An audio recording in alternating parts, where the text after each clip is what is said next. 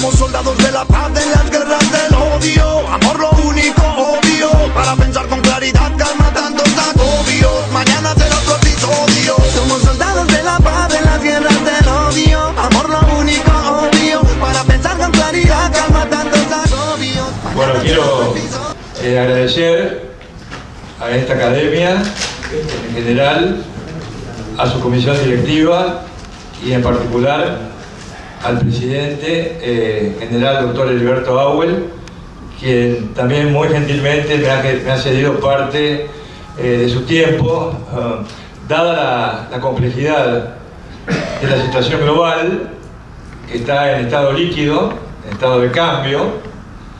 En algún momento estuvo sólida, se encuentra en estado líquido y realmente es extraordinariamente compleja.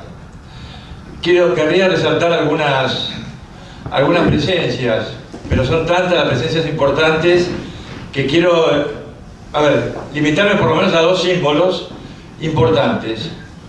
Uno de ellos es el gran amigo, escritor, diplomático, académico, el embajador Archibaldo Lanús, que me honra con su presencia.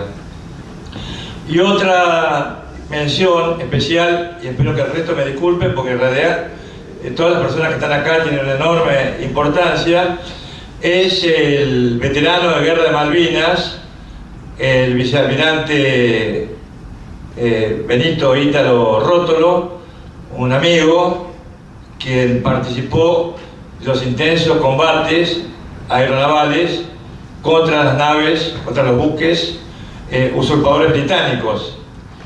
De esos aviadores, acá quiero ser muy concreto, que prácticamente tiraron con sus manos las cargas contra los buques enemigos, especialmente en su caso la fragata Ardent, volando a ras del mar y arriesgando su vida como correspondía.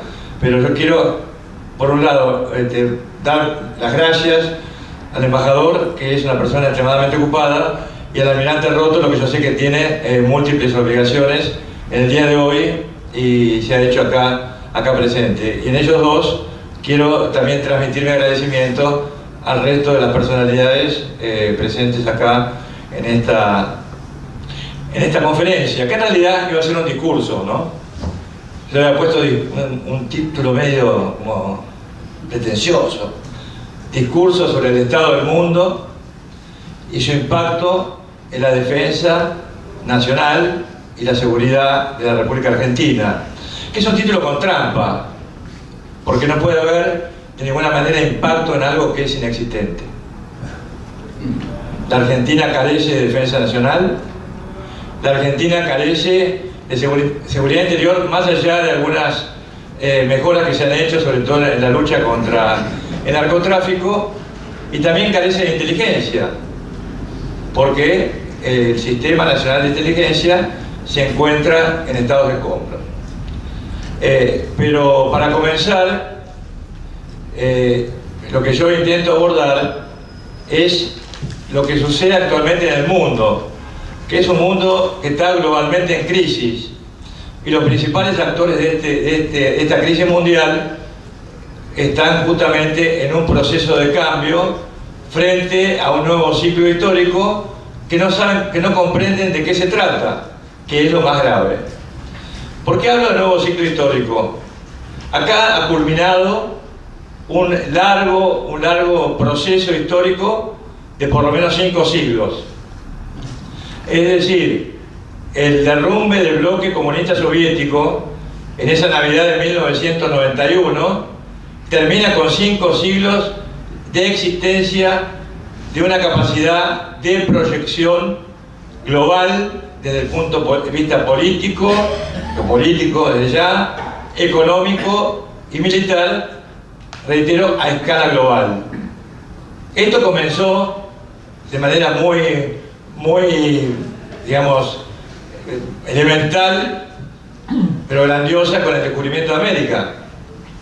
Es decir, es la primera proyección que se hace, ¿no?, a escala global, que produjo nada menos que el descubrimiento de América.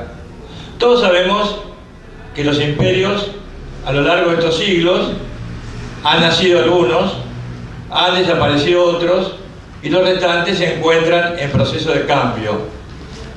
Entonces, este final del ciclo histórico, que tiene como principal paradigma el derrumbe del mundo bipolar, el derrumbe del bloque comunista soviético, que fue realmente una enorme tragedia mundial, enfrentado a otro bloque supuestamente occidental y cristiano, porque lo único que tuvo de occidental y cristiano fue una especie de calificativo que se regaló en su momento por razones de propaganda. El mismo mundo occidental y cristiano que se opuso al bloque comunista soviético tuvo actores propios que financiaron la revolución comunista contra el imperio del zar Nicolás II. Por supuesto, estamos hablando a posteriori de la Segunda Guerra Mundial, es decir, de la Primera Guerra Mundial, es decir, en los estertores de la Primera Guerra Mundial, dado que estamos hablando del año 1917. Hemos visto al Imperio Español, hemos visto crecer al Imperio Portugués, hemos visto crecer al Imperio Británico y a otros imperios también menores, pero no hay que descartar, no hay que desconocer de que el bloque comunista soviético fue un imperio. Lo llamábamos imperialismo comunista, imperialismo soviético, pero fue un imperio. Y al derrumbarse ese imperio, se pierde, o sea, Europa, en su integridad, aunque tenga una proyección geográfica hacia Asia, pierde la capacidad de proyectar un poder político, económico y militar a escala global. Sustituido, o comenzando a ser sustituido, por un llamado nuevo orden internacional, que en realidad fue un principio del gran desorden que estamos nosotros advirtiendo en este momento. Ese supuesto nuevo orden internacional, ¿a qué condujo? Condujo a la primacía global, al hegemón global que es Estados Unidos.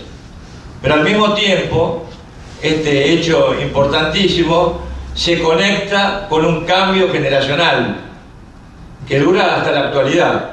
Es decir, nace una generación de dirigentes que hoy, al año 2019, no tiene absolutamente nada que ver con aquellos que lo precedieron, sobre todo en la última etapa que estuvo caracterizada por la fundación de la Unión Europea con el Tratado de Maastricht en el año 1991.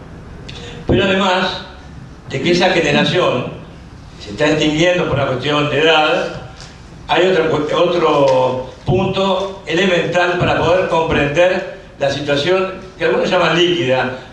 Yo no creo que sea una palabra demasiado inadecuada, porque la solidez que uno veía en un Estados Unidos de América, en una Francia con Charles de Gaulle, en una Alemania con distintos actores, en una Unión Soviética con Stalin, cada una con sus diferentes fortalezas y debilidades, se ha licuado, se está licuando.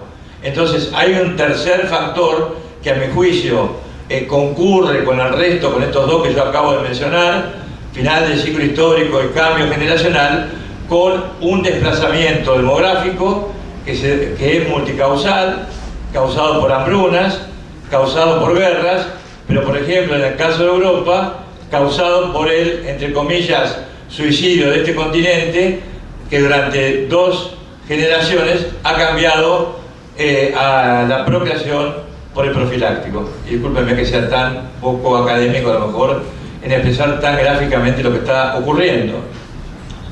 Entonces tenemos zonas del mundo importantísimas, regiones del mundo importantísimas, como es el caso de Europa, donde hay espacios vacíos, al punto que un lobo solitario que atacó hace pocos días un pueblo, él dijo, yo analicé toda su exposición, hizo un análisis que comenté que tenía que haber sido escrito, era él, el autor de esto, por alguien que tenía cierto tipo de formación y cierto tipo de información también, que eso es importante recalcar. Él decía, ¿para qué vamos a matar a los invasores europeos?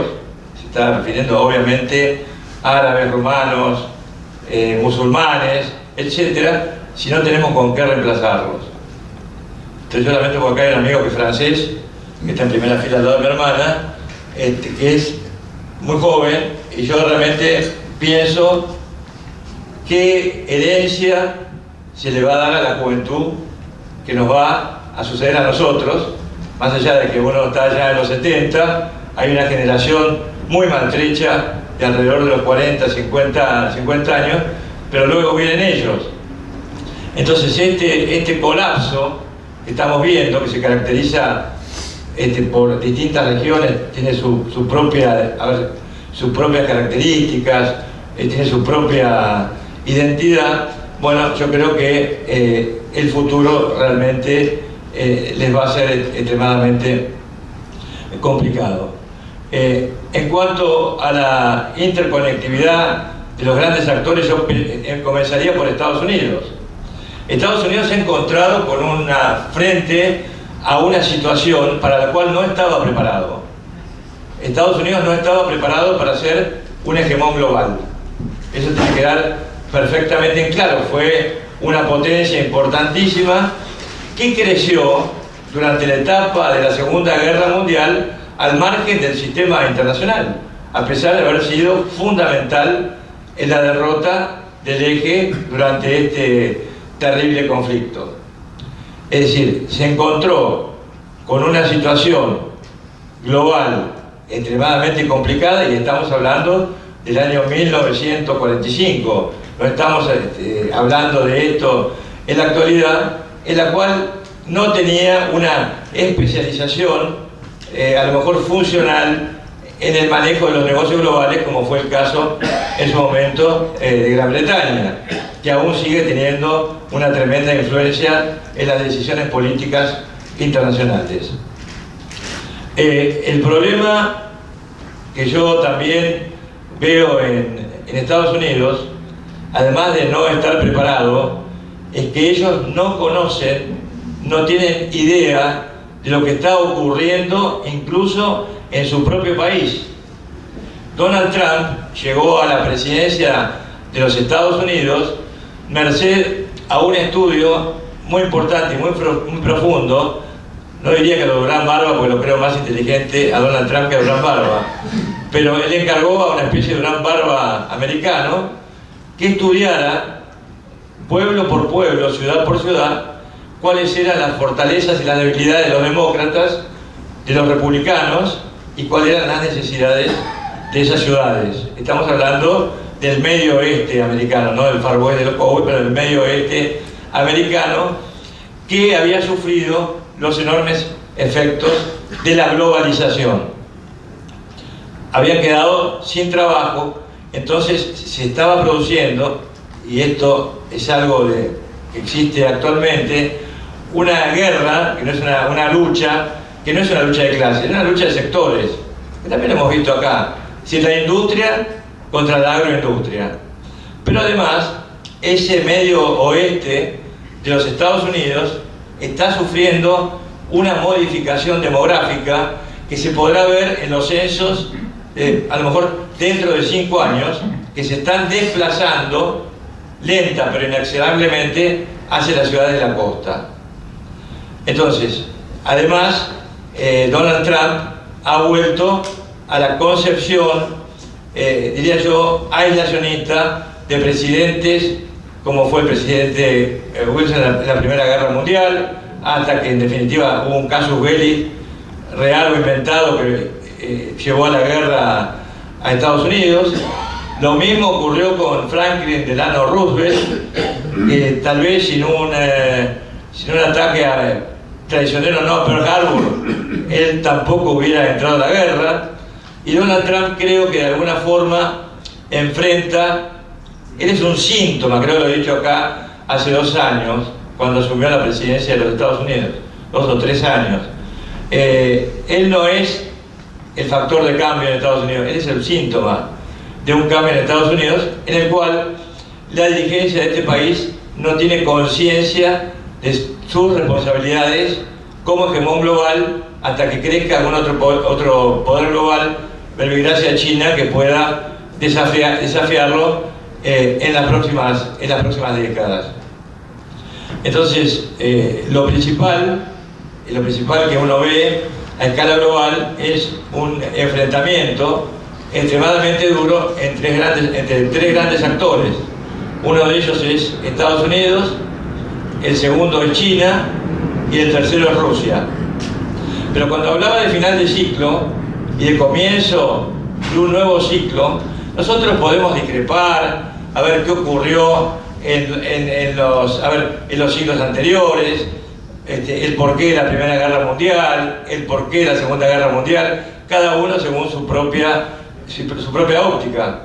Pero el problema es que no hay pensadores, sobre todo a nivel de las grandes decisiones globales, de cuál es o cuáles son los principales escenarios que verán enfrentar en un futuro. O sea, no se ve, no tienen ni idea, han crecido, Estados Unidos sobre todo, ha crecido al margen del sistema internacional, no está preparado para ser un hegemón global, y la prueba de todo esto son los desastres que han causado en Medio Oriente. ¿Por qué? Porque un hegemón global, ¿qué debería tener? Debería tener la capacidad de buscar el equilibrio entre los grandes poderes menores en pugna. En cambio, si un poder global, si un hegemón como Estados Unidos interviene de manera brutal, equivocada, sobre bases falsas, en una guerra contra, yo descarto Afganistán porque es otro tema, en una invasión contra Irak, contra un régimen que era sangriento, pero que no tenía armas de destrucción masiva porque las había destruido, porque nunca tuvo contacto con Al-Qaeda, como sí lo tuvo Estados Unidos mismo y otras potencias. Bueno, ¿qué sucede? Cuando un hegemón global encara un conflicto en una región de tal magnitud, porque no estamos hablando de Ruanda, ni estamos hablando de Sudán del Sur, no, estamos hablando del centro de producción mundial de petróleo y nada menos que el estrecho de Hormuz, que es donde pasa gran parte de la producción de este producto. Entonces, lo que se ha ganado con esta invasión, de la cual son realmente cómplices las potencias occidentales, lo mismo lo hemos visto en Libia. Fíjense lo que es Libia actualmente. Está bien, muchos de ustedes conocen mi amistad personal con el difunto Muammar Gaddafi, pero Libia era un país floreciente, no había que pagar colegios, no había que pagar tratamientos en hospitales, no había que pagar casas, todo ciudadano libio tenía derecho a tener una propiedad, a tener un auto. Si sus problemas de salud eran complicados, podía atenderse en el exterior, costar a 1, 2, 3, 4, 5 millones de dólares ese ciudadano, que no era a lo mejor de la aristocracia, ni mucho menos tribal, ya en Libia, sino que era un simple ciudadano, a lo mejor un simple beduino que necesitaba ese tratamiento. Entonces, esas acciones del hegemón global en cierto tipo de regiones tan conflictivas como esta son realmente una de las grandes causas del desequilibrio al cual estamos asistiendo en este momento. Otra de las causas, otra de las grandes cuestiones que podemos ver en este momento en Europa y en Asia es la interconectividad de conflictos que a lo mejor décadas atrás solo hubieran creado un peligro a la seguridad internacional e incluso a la supervivencia de la raza humana si no estuvieran interconectados entre sí. Porque hoy tenemos, por ejemplo, un conflicto latente desde hace décadas, no controlado, donde existe el desarrollo nuclear militar, como es el de la India y Pakistán. Ambas potencias que no forman parte del club nuclear, porque la ONU es un cartón pintado que solamente sirve a los intereses de las potencias que la fundaron, que la crearon al final de la Segunda Guerra Mundial, Pakistán debería tener un poder de veto, la India podría tener un poder de veto en el Consejo de Seguridad, porque son ambas naciones con un tremendo poderío nuclear militar que con su uso podrían realmente acabar con una gran parte del planeta, si no con todas, porque obviamente eso desataría represalias, por ejemplo, de Estados Unidos, etc. El grado de probabilidad de ocurrencia de un enfrentamiento nuclear entre Pakistán y la India, yo lo calificaría de entre bajo y mediano. Pero están los accidentes que puedan ocurrir en caso, por ejemplo, de que estallara un silo nuclear. Notre Dame acaba de incendiarse, no voy a hacer comparación de una cosa con la otra. Ya hay teorías de que fue atacada, sin prueba alguna. Bueno, por ejemplo, que estallara un silo con un misil balístico de alcance intermedio o de largo alcance, y que eso fuera interpretado como un ataque y provocara realmente una respuesta nuclear militar. En el caso de una invasión de la India a Pakistán haría uso de armas nucleares tácticas si viera que su territorio, o gran parte de su territorio, sería conquistado. Tenemos una Europa en estado, digamos, de disolución como entidad que conocimos a través del Tratado de Maastricht, porque la bonanza fertiliza la Unión, pero cuando se atraviesa una crisis económica como la que ocurrió en el año 2008, todo eso ¿a qué lleva? A que cada país, a que cada Estado mire hacia qué, bueno, hacia el bienestar de sus propios ciudadanos y hacia la seguridad de su propio territorio. Entonces, ¿qué sucede? Ese sueño de la unión de repúblicas o de estados de Europa, como quiera llamársela, de Estados Unidos de Europa, era un sueño que se está dando de bruces contra la realidad actual en un proceso que, para mi punto de vista, no tiene marcha atrás. La organización del Tratado del Atlántico Norte ha sido de alguna manera el arma, ¿no?, la herramienta que tuvieron las potencias europeas, Estados Unidos, quienes la integraron. ¿Para qué? Para prevenir una supuesta posible invasión soviética a Europa y dominar todo el continente europeo hasta el sur de España, algo que no pudieron hacer ni Adolfo Hitler ni Napoleón Bonaparte. Es decir, poder controlar la totalidad del territorio europeo. En este momento, Rusia se ha recuperado de la catástrofe geopolítica que significó el derrumbe de la Unión Soviética.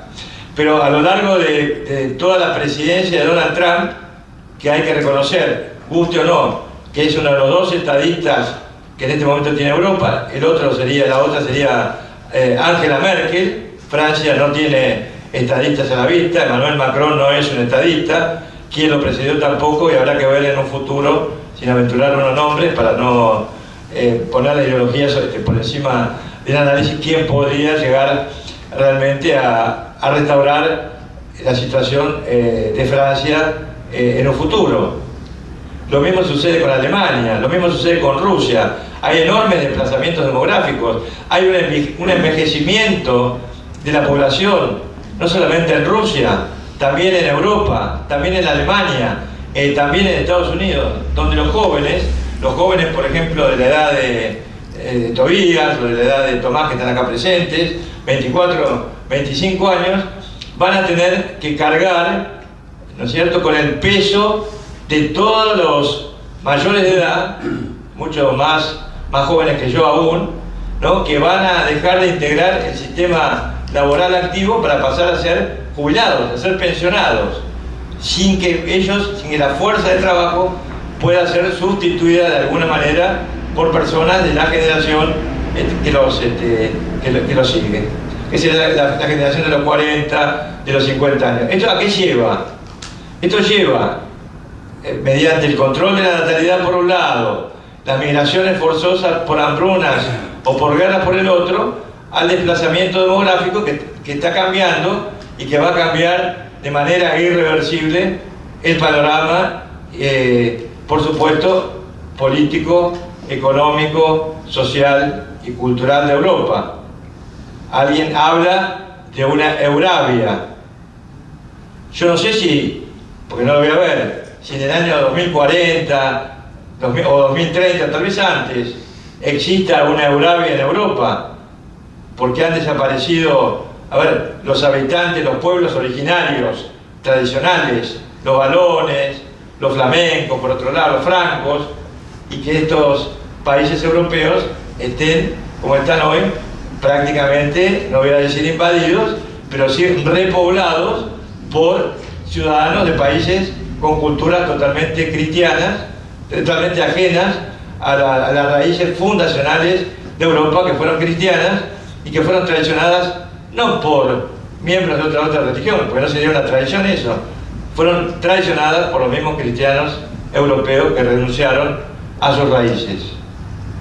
Entonces, además, vemos un conflicto latente en Rusia, y específicamente entre Rusia y los países occidentales que respaldan al gobierno actual de Ucrania. Es decir, no se debería descartar un conflicto armado de enorme magnitud entre la Ucrania respaldada por Europa y entre el sector oriental de Ucrania respaldado por Rusia. Porque Rusia no puede de manera alguna permitir, y esto es una cuestión de sano razonamiento, que se instale una base militar enemiga, llámese NATO o sucesora, que tenga el poder de colocarse a escasos centenares de kilómetros del centro de gravedad, ¿no?, de lo que es geográficamente un blanco para la seguridad nacional. En este caso estoy hablando de Rusia, de la antigua Rusia. Hoy llamamos Federación de Rusia, estamos hablando del antiguo Ducado de Moscovia, Principado de Moscovia, etc. O sea, ese es otro conflicto. Pero ¿qué sucede? Todos estos conflictos están interconectados entre sí. No es que un conflicto entre, por ejemplo, entre China y Pakistán no está conectado con el resto de actores. ¿Por qué? Porque, por ejemplo, la India tiene un estado aliado que es proxy, que es Afganistán. Entonces, ¿cuál es el papel de Pakistán? El papel de Pakistán es formar, capacitar o respaldar a grupos yihadistas que puedan atacar, por ejemplo, desde Afganistán o pasando la frontera o en el interno de la India a blancos de este país, como ha sucedido en Mumbai y en tantas otras oportunidades. O sea que lo que sucede en Pakistán, lo que sucede entre Pakistán y la India, lo que ocurre, por ejemplo, en el enfrentamiento global entre Estados Unidos y China, ¿esto a qué va a conducir? Va a conducir a un agravamiento, tal vez no en materia de enfrentamientos militares, pero sí de altas tensiones, porque obviamente Estados Unidos va a intentar cercar a China en los mares circundantes, en el mar del sur de China, en el estrecho de Taiwán, fortalecer a Taiwán y fortalecer militarmente a países que en definitiva puedan ser sus aliados para restringir de alguna forma el crecimiento de China como hegemón global, compitiendo en poder con Estados Unidos, al cual estimo yo, a pesar de lo que habla la prensa, que no va a ser eso posible, porque Estados Unidos tiene el dominio también del aire, tiene el dominio del mar, no hay posibilidades de proyección, porque se pueden tener 7, 8, 10, 20 flotas de portaaviones, pero los portaaviones necesitan almirantes, necesitan comandantes en sí, necesitan tripulaciones entrenadas, etc. Pero además, todo esto que aparece, que votó tal o cual portaavión, se ve de alguna forma interferido por lo que se conoce ahora como misiles hipersónicos. Es decir, un misil hipersónico puede destruir a un portaaviones desde muchísimos kilómetros de distancia con una precisión absoluta, que por supuesto eso podría llegar a causar un enfrentamiento armado de grandes proporciones. De manera tal que tenemos una infinidad de conflictos que yo los centraría geográficamente en la guerra, sobre todo entre Estados Unidos y China. Por el momento es una guerra comercial durísima, y otro para resaltar, que a mí me parece que sí va a tener muchas repercusiones, mucho impacto, sobre todo en el futuro de la República Argentina, es la situación en Medio Oriente. Porque Estados Unidos ataca a Irán y derroca a Saddam Hussein, invade el país, lo ocupa, con el objeto, no demasiado analizado, de tener este país, Irak, como una especie de plataforma para atacar en un futuro o controlar la expansión de Irán. El resultado, por la inteligencia deficiente que tenía Estados Unidos, fue totalmente lo contrario. Se derroca a Saddam Hussein, se destruye el equilibrio que había en Medio Oriente, logrado a lo largo de muchísimas décadas por distintas circunstancias, y en este momento Irán, la secta chiita duodecimana de Irán, que es la misma de Irak, prácticamente está en condiciones de dominar las regiones que van desde la frontera de Afganistán con Irán hasta el Mediterráneo, pasando por el territorio iraquí y pasando por Siria. Todo esto, ¿qué va a provocar? Va a provocar una respuesta de diferentes actores. Por supuesto, entre ellos de Estados Unidos, entre ellos Israel, entre ellos Arabia Saudita. Pero fíjense ustedes de qué potencial de actores estamos nosotros hablando en este momento. Porque Israel ha sido para los árabes un enemigo histórico. Hoy no lo es para muchos.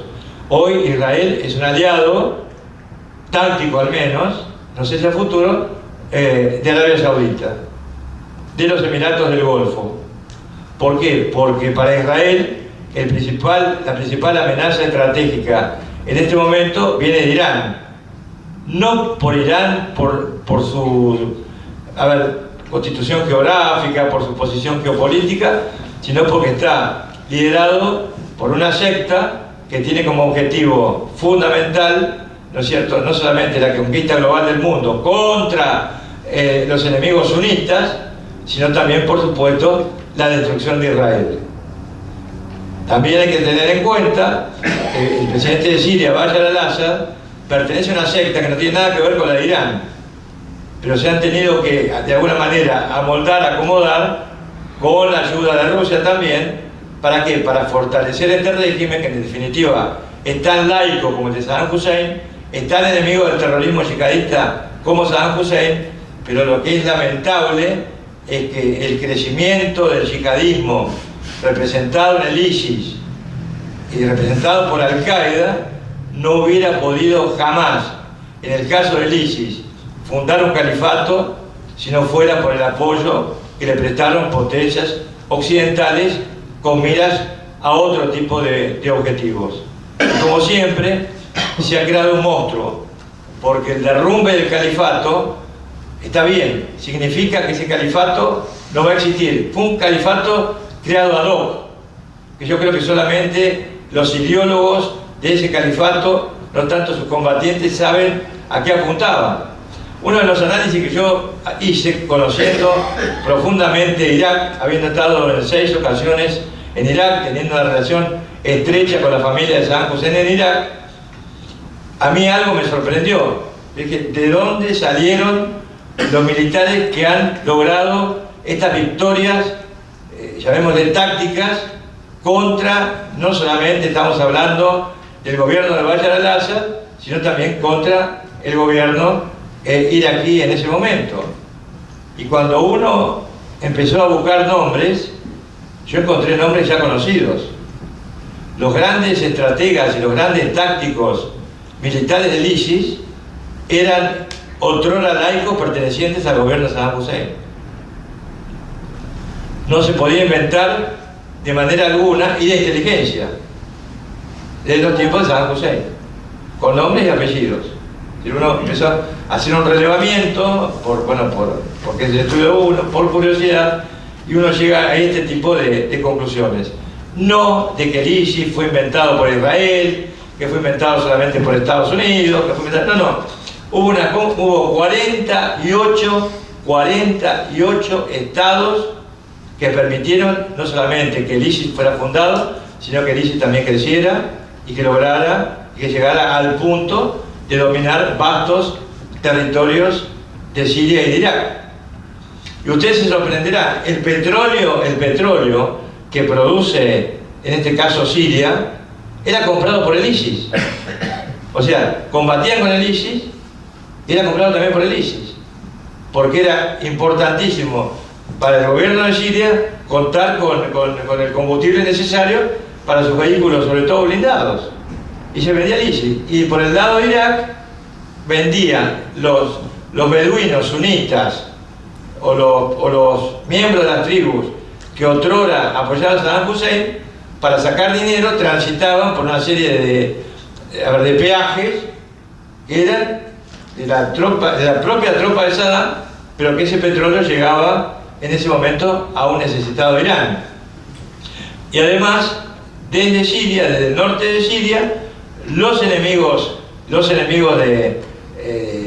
del ISIS permitían que tuviera una especie de oleoductos caseros por el cual vendían a Turquía y sobre todo al hijo del actual presidente Recep Erdogan el petróleo obtenido a través de las acciones de esta organización megaterrorista que todos conocemos con ese nombre.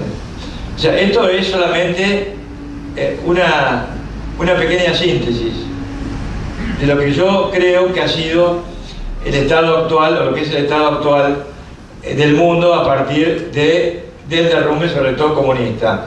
Esta finalización de 5 siglos, que además trajo no solamente la cuestión del hegemón, que es, para mi punto de vista, el mayor efecto, el más importante de todos, también permitió la resurrección del antiguo imperio persa, con otro nombre, con otras claves. No es la Turquía de Mustafa Kemal, conocido como Atatürk, que en turco es padre de la patria. Es otra clave, pero es la misma Turquía imperial, en este caso, que ha dejado de lado el laïcismo, el fundador de la República Turca, para reemplazarlo por un islamismo que pertenece a la misma escuela, a lo mejor con alguna variable, de la Hermandad Musulmana de Egipto, que a su vez conecta con Hamas, el movimiento palestino Hamas, que es un movimiento antes que todo islamista, compuesto por palestinos, pero que a ellos no les interesa el Estado palestino soberano e independiente. Tienen otro proyecto, que es el de una república islámica compuesta por Egipto, compuesta por el territorio actual de Hamas, de Gaza, por el territorio actual parte de Israel, por Cisjordania y por Jordania, hacer como una especie de herradura, y a partir de ese momento ir contra las monarquías del Golfo. Y por eso nosotros vemos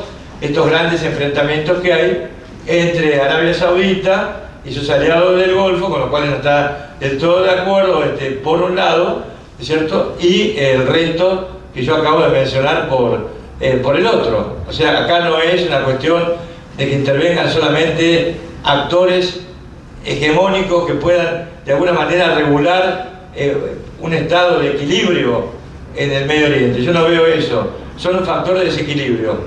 Si Estados Unidos permitió que Al-Qaeda se hiciera con el control de la región, de la provincia de Idlib, con el apoyo de armas americanas, suministradas a través de grupos adictos a Estados Unidos y a Turquía, y que aún hoy, a pesar de Donald Trump, porque esta fue una obra macabra de Barack Obama, esto fue en el inicio un resultado de las acciones globalistas de los Clinton, del grupo Clinton y del grupo liderado en definitiva por Barack Obama, que reconoce que la cuestión de Libia él se equivocó. ¿Y cómo se equivocó? Lo explica. El ideólogo de la invasión a Libia, la destrucción de Libia con mercenarios libios, fue Nicolás Sarkozy. Nicolás Sarkozy lo convenció a David Cameron, y David Cameron lo convenció a Obama para que a su vez prestar el apoyo que no podía dar prácticamente la OTAN sin su consentimiento. Entonces, nos encontramos ahora en una situación global crítica, líquida, en un estado, yo diría, sumamente complicado, que se va a trasladar, o que se está trasladando ya a países muy cercanos al nuestro. Y acá sí voy a comenzar a incursionar, para terminar con la locución y permitir preguntas, con América Latina. Nosotros vemos lo que ocurre actualmente en Venezuela. En lo personal, yo creo que la muerte de Chávez fue el principio del derrotero de este país a la deriva. Es un país que tiene su medio interno, todo ese horizonte bolivariano fragmentado, pero también tiene una oposición fragmentada que no se pone de acuerdo. Yo estoy de acuerdo con eso de que Maduro más bobo, pero en lo personal, eso sí, yo tomo posición, yo me aferro a la doctrina de Drago de no intervención en los asuntos internos de otros países, contra lo que serían los corolarios del primer Roosevelt, con su política del garrote, de las cañoneras, etcétera, cuando Estados Unidos ni siquiera era un hegemón. Me inclino a la doctrina de Drago, que es, a ver, que un país como la República Argentina, que eso me interesa a mí, no puede intervenir en los asuntos internos de otros. En lo personal, lo he dicho públicamente, lo he manifestado públicamente, el gobierno argentino no debería cometer el error de participar, si se diera el caso, de una intervención militar en Venezuela, porque por otra parte esto se nos volvería en contra de nosotros mismos.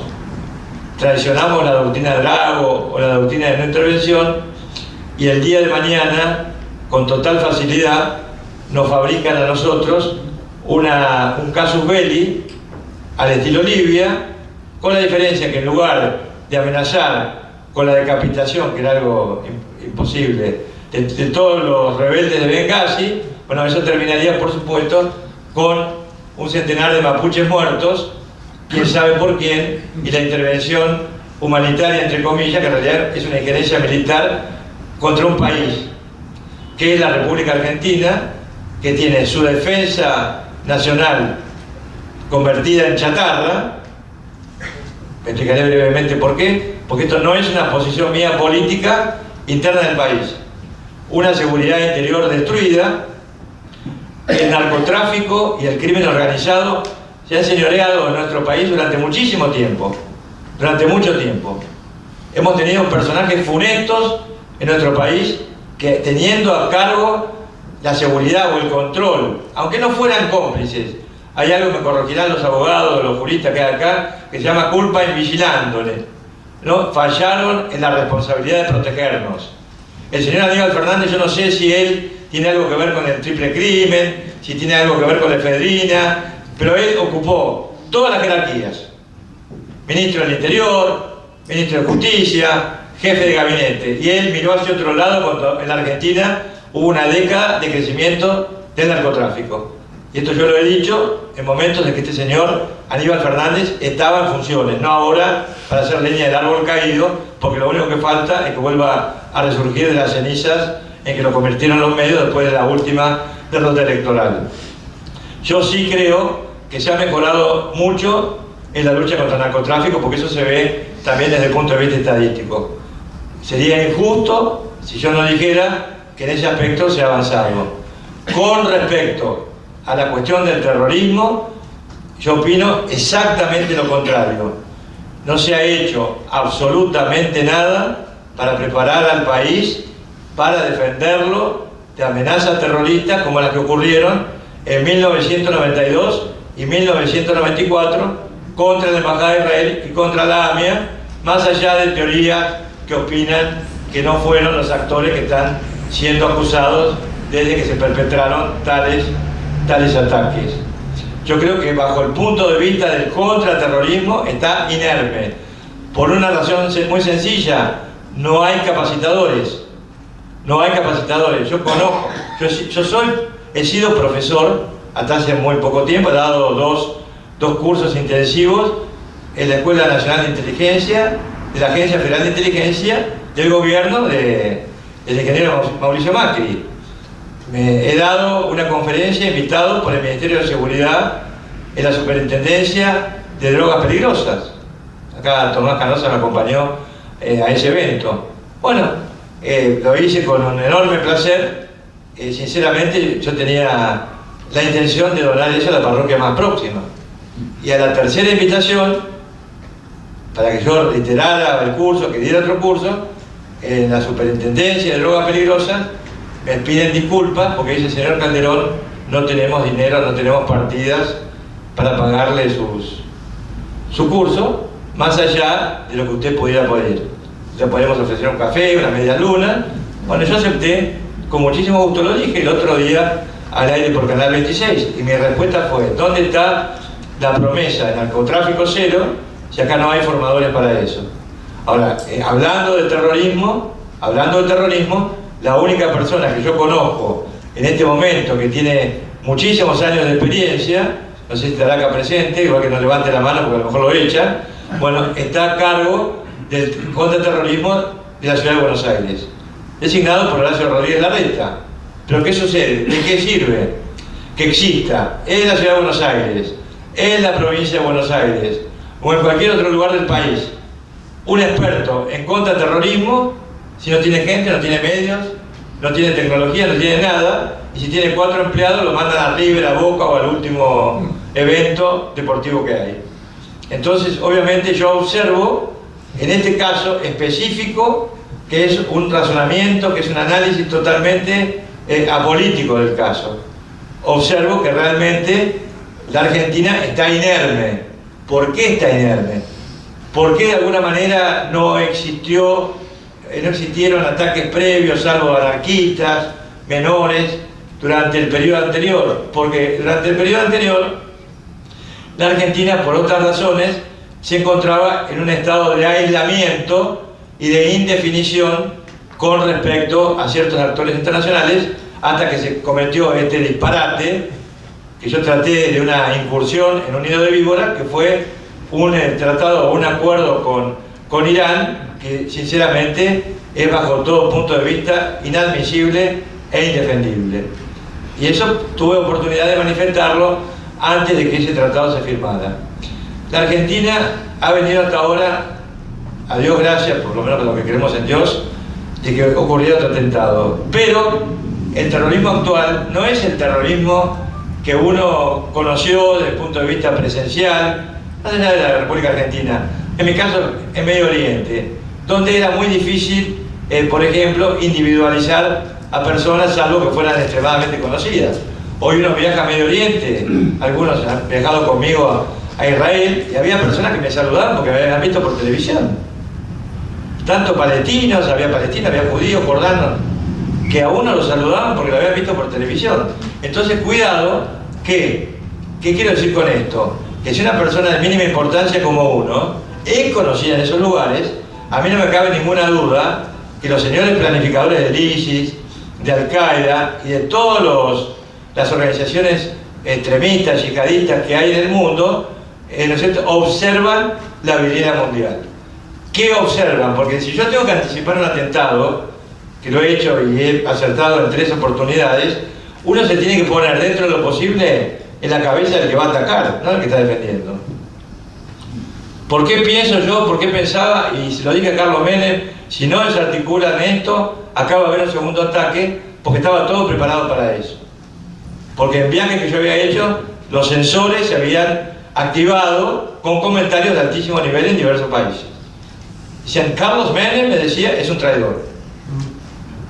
Me lo dijo Gaddafi. Y Muammar Gaddafi me dijo: pero la diferencia es que yo quiero a la Argentina, y digo, yo soy un coronel peronista y jamás haría daño alguno, me lo dijo él personalmente, a este hermano país. Cuidado con los persas, dijo. Que es lo mismo que dijo Saddam Hussein segundos antes de que lo ahorcaran.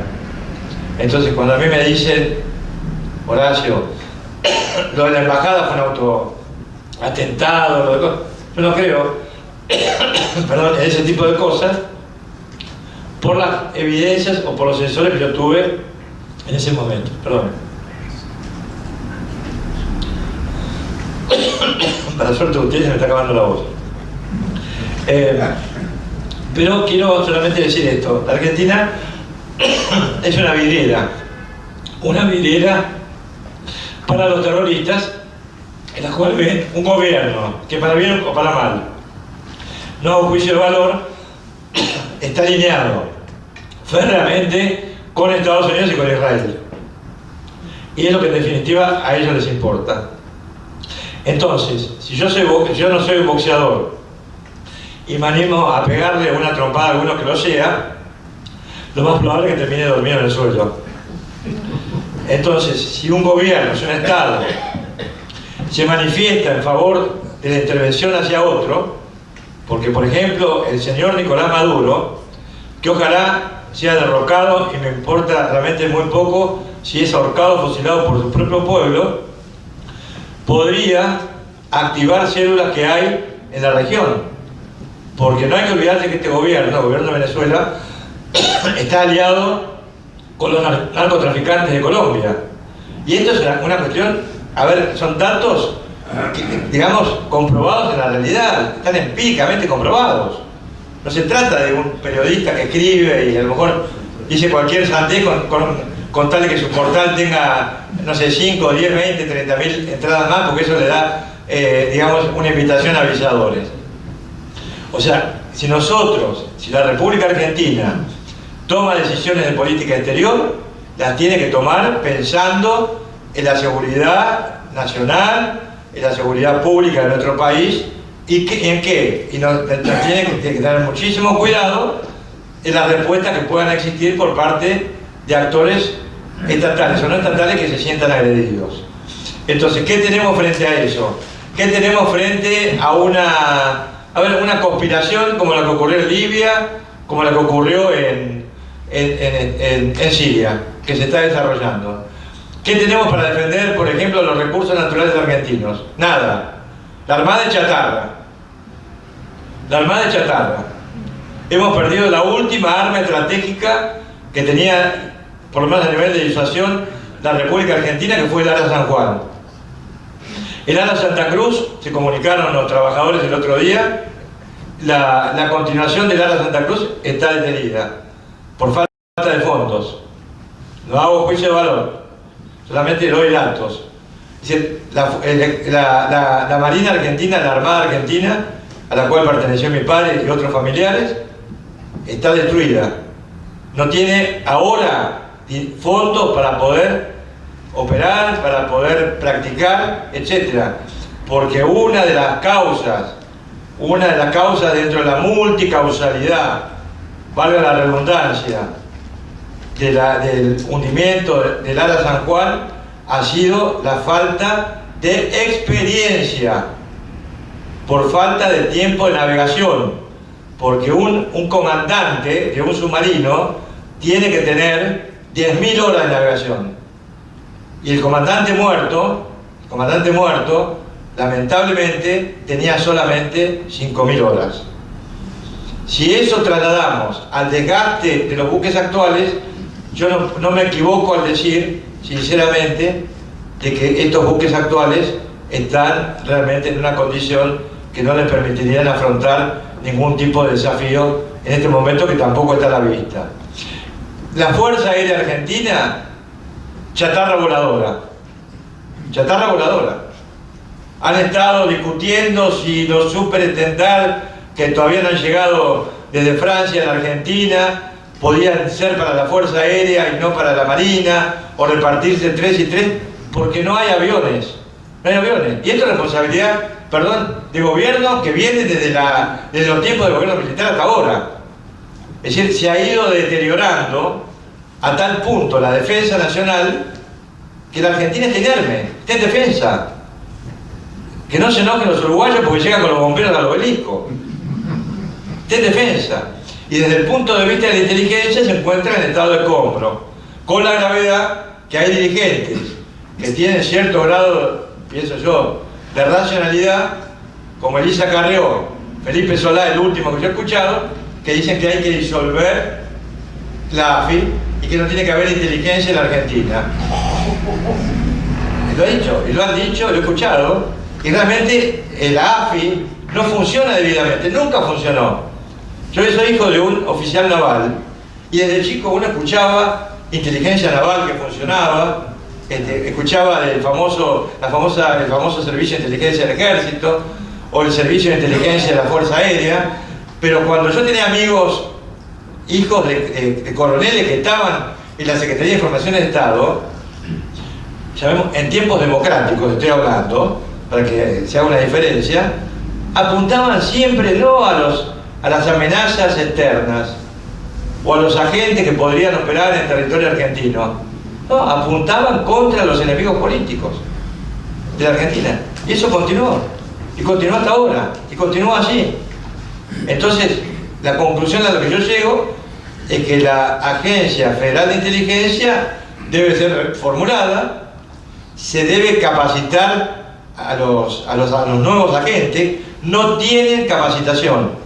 No voy a hacer propaganda, yo doy un curso, todo el mundo sabe, un curso online, que en realidad fue ideado por un joven acá presente, un millennial de 23 años en ese momento, que me convenció a hacer un curso, y dio el curso, proyectó el curso, armó el curso, y yo lo único que tuve que hacer es escribirlo, ¿no? Y fíjense que tenemos hasta másteres en inteligencia, y esos másteres en inteligencia me dicen, admiten que, por ejemplo, la licitación, que es clave, nunca se la dieron.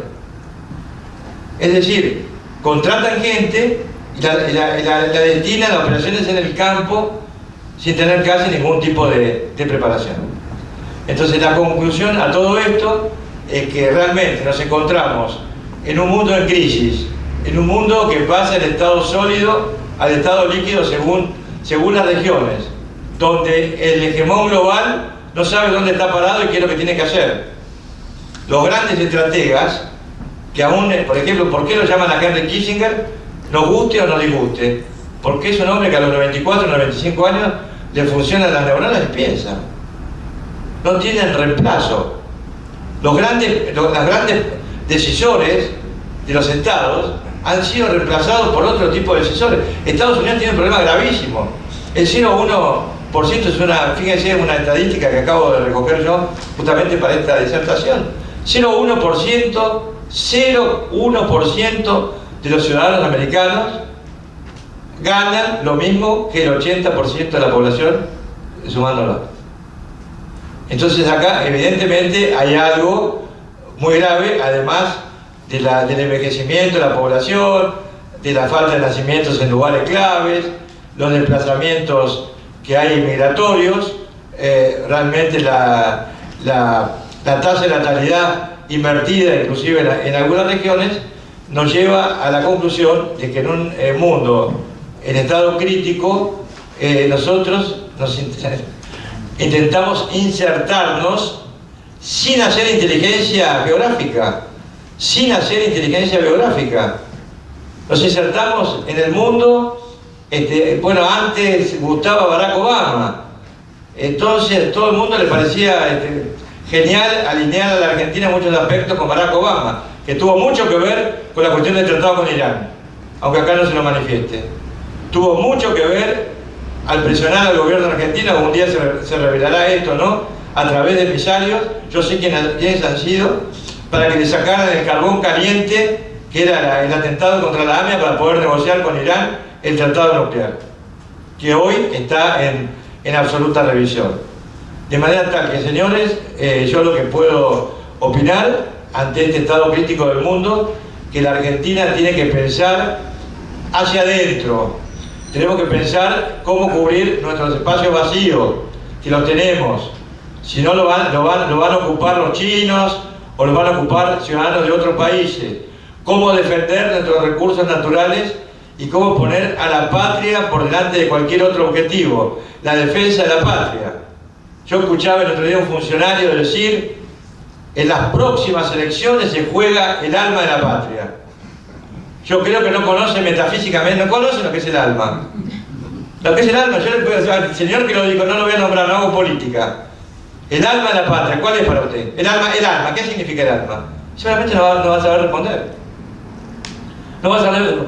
Le pregunto, ¿cuál es el alma de la patria? No me va a contestar el alma de la patria, está la soberanía, está en la cruz, en la espada que la forjaron, en fin, en todos los valores que hemos recibido nosotros de nuestros mayores, sean, digamos, de épocas remotas en la Argentina o inmigrantes de primera o segunda generación.